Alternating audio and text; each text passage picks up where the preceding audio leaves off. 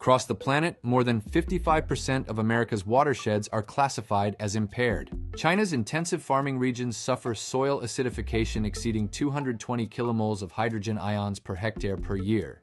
Conventional chemical interventions, phosphates, ozone, copper sulfate, continue to dominate regulatory frameworks written over 50 years ago, yet ecosystems continue to degrade year after year. The question this presentation addresses is precise. What is the physical and biological mechanism by which a reprocessed basaltic lava pellet, requiring no electricity, no chemical addition, and no moving parts, produces measurable, sustained, and reproducible restoration of impaired water and soil systems? That is the mechanistic question. It deserves a rigorous answer. The explanation sits at the intersection of four established scientific domains: far-infrared radiation physics, thermodynamic kinetic energy theory, enzyme biochemistry, and electrochemical modulation. We will examine each in sequence.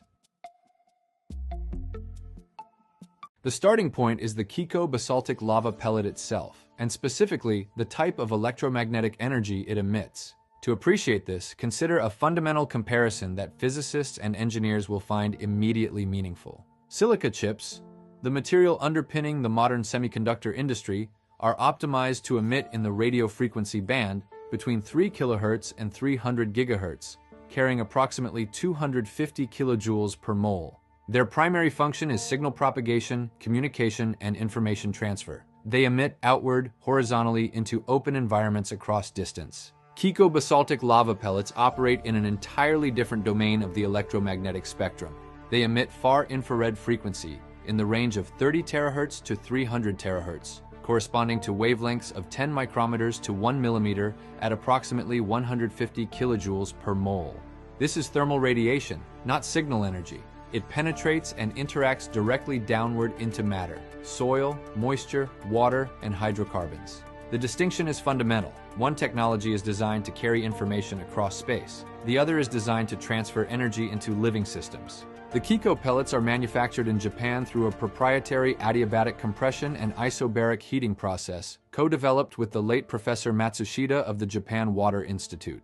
This thermal treatment permanently modifies the crystalline lattice structure of the basalt to optimize its far-infrared emission profile. The resulting thermodynamic energy output is 5.76 kilojoules per mole, resonating at approximately 200 femtoseconds, 1 million times faster than a nanosecond, operating at the timescale of electron orbital transitions.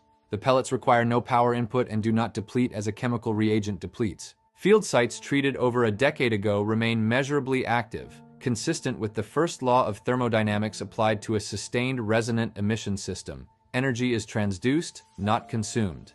How does far-infrared radiation actually transfer energy into water and soil? The mechanism involves four precise sequential steps, grounded in established radiative transfer and quantum physics. Step 1. Electromagnetic wave arrival. The FIR wave reaches the water or soil surface carrying photon energy described by the Planck relation E equals h multiplied by nu, where E is photon energy, h is Planck's constant, and nu is the emission frequency. Although individual FIR photons carry relatively modest energy per quantum, they are emitted in enormous continuous quantities from the basaltic pellet surface, creating a sustained energy flux. Step 2. Molecular resonance. Water molecules, clay minerals, silicates, carbonates, and organic matter all possess natural vibrational modes that fall within the FIR frequency spectrum. When the incoming FIR frequency matches one of these natural vibrational modes, OH bond bending, SiO stretching, resonant absorption occurs with high efficiency. The oscillating electric field of the infrared wave couples directly with the electric dipoles within these molecular structures. LOH vibrations and water rotational vibrational transitions are activated by this precise frequency matching. Step 3. Conversion to molecular motion. At the quantum level, a molecule initially in vibrational ground state V0 absorbs a resonant photon and transitions to excited state V1.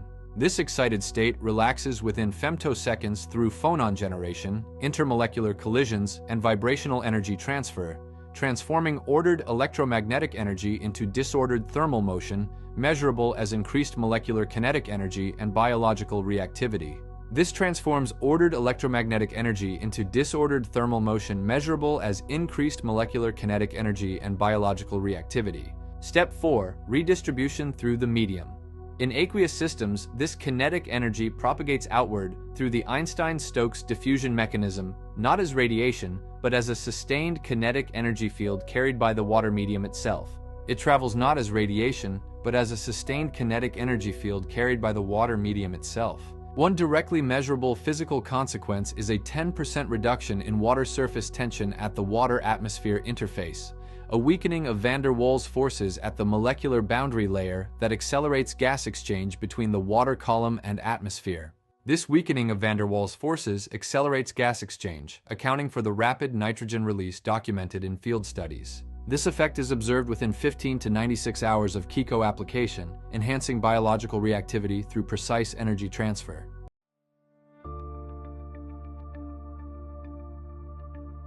This sustained low-frequency energy environment is the activation key for nature's most sophisticated biological restoration system, the lacase enzyme complex. Lacases are multi-copper oxidase enzymes found extensively in white rot fungi, Trametes versicolor, Pleurotus austriatus, Phanerocate chrysosporium, and in a broad range of bacteria and plants. Their catalytic function is the oxidation of phenolic and non-phenolic substrates using molecular oxygen, with water as the sole byproduct.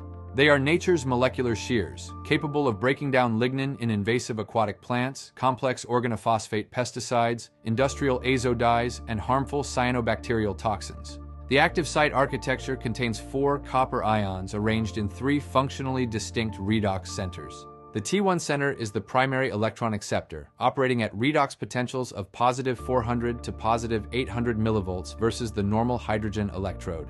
The T2 center relays electrons toward the oxygen reduction cluster. The T3 binuclear pair manages the 4-electron reduction of molecular oxygen to water, the global catalytic equation being O2 plus 4, H plus 4 electrons yields 2 H2O. Intramolecular electron transfer spans 10 to 13 angstroms with no peroxide intermediate released, a clean selective oxidation that fundamentally distinguishes lacase from peroxidase systems. Critically, lacase gene expression is copper responsive. When the KIKO mineral water conditioner introduces trace copper at parts per billion concentrations into the treated environment, copper-responsive transcription factors bind to the metal response element sequence on the lacase gene promoter region, initiating mRNA synthesis, apo-lacase translation, copper chaperone insertion, and formation of the fully active holoenzyme.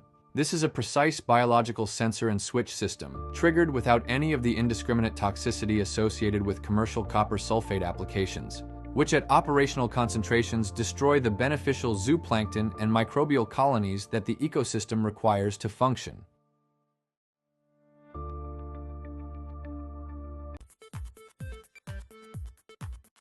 Lacase does not act alone. The remediation of complex organic pollutants, heavy hydrocarbons, industrial dyes, organophosphate pesticides, cyanobacterial toxins, requires what microbiology terms syntrophic cooperation, a multi-enzyme relay in which no single enzyme can complete the transformation alone, and where one enzyme's metabolic output becomes the essential substrate for the next enzyme in the cascade.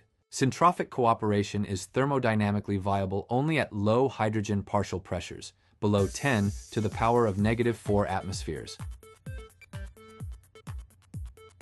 where the Gibbs free energy of interspecies hydrogen transfer remains favorable. At higher energy concentrations, those delivered by ozone, oxygen nanobubbles, or synthetic fertilizers, this syntrophic chain fails. Beneficial microbial colonies collapse, and the result is a nutrient release event that feeds the subsequent bloom cycle. This is the fundamental reason why high-energy chemical treatment produces temporary suppression rather than sustained restoration. KIKO's operating energy of 5.76 kilojoules per mole positions it precisely within the thermodynamic window for sustained syntrophic function. The three-phase enzymatic cascade proceeds as follows. In phase 1, lacase acts extracellularly, cleaving aromatic ring structures in pollutant molecules via radical catalysis. Peroxidase joins, attacking bond configurations that lacase geometry alone cannot access. In phase 2, fragmented molecules move through water bridge structures, guided electron and proton transfer pathways that critically prevent toxic recombination. In phase 3, cytochrome P450, located inside the microbial cell, inserts an oxygen atom into the fragmented molecule, rendering it water-soluble and available for complete mineralization. This cascade has been directly observed in the decolorization of industrial textile wastewater, Bright red azo dye is reduced to colorless effluent within 36 hours. And in the degradation of heavy hydrocarbons in agricultural soils across the United States, Thailand, and the Philippines. For the physicists and material scientists in this audience, there is a further mechanistic dimension worth examining: the role of copper-functionalized multi-walled carbon nanotubes, Cu-MWCNT composites, as the structural interface between the KIKO kinetic energy field and the enzymatic redox system. Multi-walled carbon nanotubes provide high electrical conductivity, large specific surface area, pi electron delocalization, and enhanced charge transfer kinetics. When lacase is immobilized on a Cu-MWCNT composite, the nanotube functions as a direct electron transfer highway, removing electrons from the enzyme's T1 active site at rates significantly exceeding what diffusion-limited enzyme kinetics achieve in free solution. Copper attaches to the MWCNT surface through three primary mechanisms: physical adsorption via hydrophobic interactions, electrostatic attraction between positively charged copper ions and the nanotube surface, and covalent bonding when copper species become structurally integrated within the active site geometry. The KIKO low hydrogen energy field modulates this system through three indirect pathways. First, surface electron density modulation. Adsorbed hydrogen at low partial pressure shifts local Fermi levels, influencing Cu-1 to Cu-2 cycling kinetics. Second, proton-coupled electron transfer. Hydrogen presence modulates proton availability at the enzyme electrode interface, directly affecting the 4-electron oxygen reduction turnover rate. Third, the combination of MWCNT conductivity and hydrogen-modified surface redox environment reduces the overall activation energy barrier across the entire assembly. Applying Marcus electron transfer theory, where the rate constant depends exponentially on the quadratic sum of the electrochemical driving force and the reorganization energy, and say, a hydrogen-induced interfacial potential shift of as little as 50 millivolts produces a measurably significant and nonlinear change in the electron transfer rate. Small physical inputs yield amplified kinetic responses, a nanoscale amplification mechanism that helps account for the disproportionately large macroscopic restoration effects observed relative to the extremely low KIKO energy input. 12 years of longitudinal field data, 400 studies across 23 nations, provides the empirical foundation for this mechanistic framework. It is presented explicitly as a structured, experimentally testable hypothesis, prepared in collaboration with Professor Michael G. Clark, theoretical physicist, not as a finalized closed proof. Blue-green algal blooms have been suppressed within 12 to 72 hours across multiple independent sites. Nitrogen overloads in municipal lagoons have been reduced by 80 to 89% within 96 hours. Filamentous cyanobacteria eliminated progressively over 2 to 3 months through syntrophic multi-enzyme colony establishment. Invasive zebra mussel populations disrupted within 2.5 to 6 months, with approximately 10% intentionally retained as natural sediment filters. Phosphate mining sludge progressively digested over 6 to 12 months through full aerobic-anaerobic multi-enzyme cooperation with gene activation.